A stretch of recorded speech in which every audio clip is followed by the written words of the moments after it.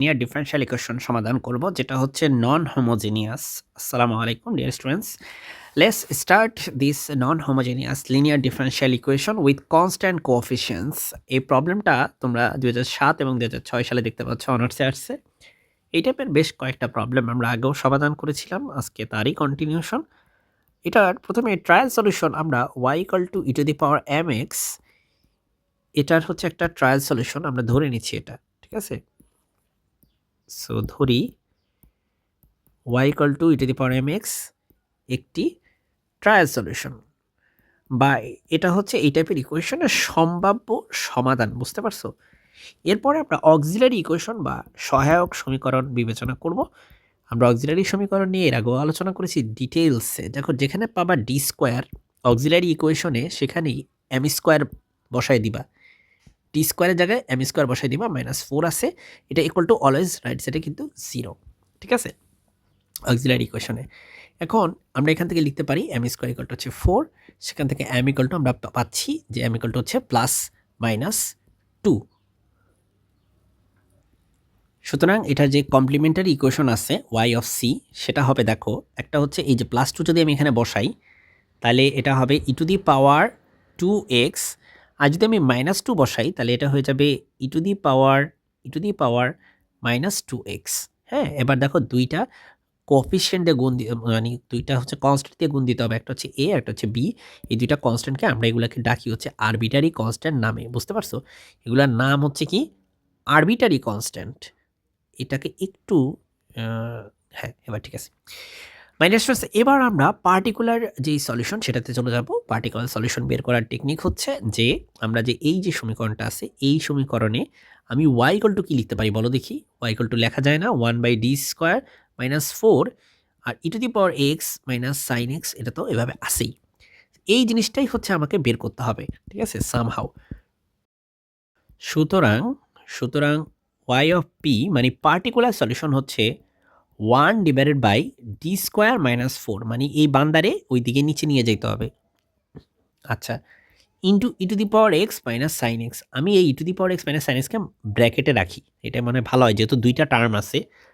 এবার আমরা দেখো, এটার সাথে e⁻x কে একবার গুণ করব, এটার সাথে sin x কে একবার গুণ করব, মানে আমরা দুইটাকে আসলে সেপারেট করে লিখতে চাচ্ছি, সেপারেট করে আসলে ডিল করতে চাচ্ছি।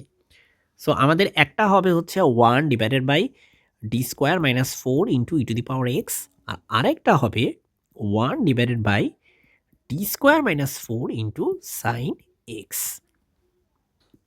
তো তোমরা জানো, আগের অনেকগুলা ভিডিওতে দেখছো যে e⁻x একভাবে ডিল করা লাগে, sin x cos x কে অন্যভাবে ডিল করা লাগে। e⁻x এর ডিল করার জন্য x এর সাথে যেই সহগটা থাকবে সেটা দিয়ে তুমি এখানে বসায় দিবা। যেমন আমাদের এখানে x এর সাথে 1 আছে, তাই না? সো 1 কে আমরা d এর জায়গায় বসাবো। এ যদি x এর সাথে ধরো ধরো 3x আছে, তাহলে এই 3 কে আমরা এই d এর জায়গায় বসাইতাম, বুঝতে পারছো?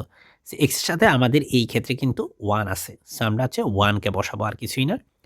সো 1 কে বসাইলে এটা হবে 1 দেখো, এটা হবে 1² - 4 ইন্টু d⁻x। আচ্ছা, sin x কে কিভাবে ডিল করা লাগে? sin x এর গুলো এরকম, sin ধরো ax আছে, এই a রে নিয়ে তুমি কি করবা জানো, d² = তুমি -a² বসাই দিবা। sin হোক বা cos হোক, দুই ক্ষেত্রে একই রকম। এই a কে তুমি বসাবা কি এভাবে, d² এর জায়গায় তুমি -a² বসাবা। তাহলে এখানে দেখো তো, d² এর জায়গায় কি বসাইতে হবে, আমাদের তো x এর সাথে কে আছে, এখানে x এর সাথে a আছে, এখানে x এর সাথে 1 আছে, 1, তাহলে 1 আছে মানে কি 1, তাহলে d² হচ্ছে -1² বসাইতে হবে, ঠিক আছে। এই হচ্ছে আর কি টেকনিক। সো x এর সাথে যেহেতু 1 আছে, সো আমরা হচ্ছে -1² দিয়ে রিপ্লেস করব। আমরা এখানে -1² দিয়ে রিপ্লেস করব। সো তোমরা এই টাইপের ম্যাথ আগেও করে থাকতে পারো, বিকজ আমি অনেকগুলো ম্যাথ এই টাইপের করাইছি।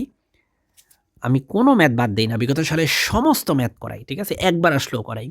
সো এরপরে মাই স্টুডেন্টস, এটা হচ্ছে 1 - 4 মানে হচ্ছে -3। আচ্ছা, আমরা এটাকে একটু সুন্দর করে লিখতে পারি যে e⁻x - 3, আর এটাকে লিখতে পারি, দেখো এটা হচ্ছে এখানে আসবে -5, মাইনাসে আর এই মাইনাসে প্লাস, সেটা হবে প্লাস sin x/5। সো এবার হচ্ছে আমরা টোটাল সলিউশন বা হচ্ছে সাধারণ সমাধান লিখব। সাধারণ সমাধান সেটা হচ্ছে y equal to yc plus yb, দুইটা যোগ করলে কিন্তু হয়ে যাবে মাই ডিয়ার স্টুডেন্টস। তাহলে দেখো yc কি, yc হচ্ছে এই বান্দা। সো এটা হচ্ছে a e to the power 2x plus b e to the power minus 2x plus particular solution হচ্ছে এটা। সো এটাকে এবার রিপ্লেস করো, e to the power x divided by minus 3 plus sine x by 5 এখান থেকে নেওয়া হয়েছে আর কি। সো কমপ্লিমেন্টারি সলিউশন আর হচ্ছে কমপ্লিমেন্টারি সলিউশন আর হচ্ছে পার্টিকুলার সলিউশন দুইটাকে যোগ করলে আসলে আমরা জেনারেল সলিউশন পেয়ে যাই আর কি। এই হচ্ছে আমাদের আজকের ম্যাথের সমাধান। আশা করি ডিয়ার স্টুডেন্টস তোমরা এই ম্যাথটা পরীক্ষা আসলে লিখতে পারবা, আশা করি সমস্যা হবে না। আজকের ভিডিওটা এই পর্যন্তই। আসসালামু আলাইকুম।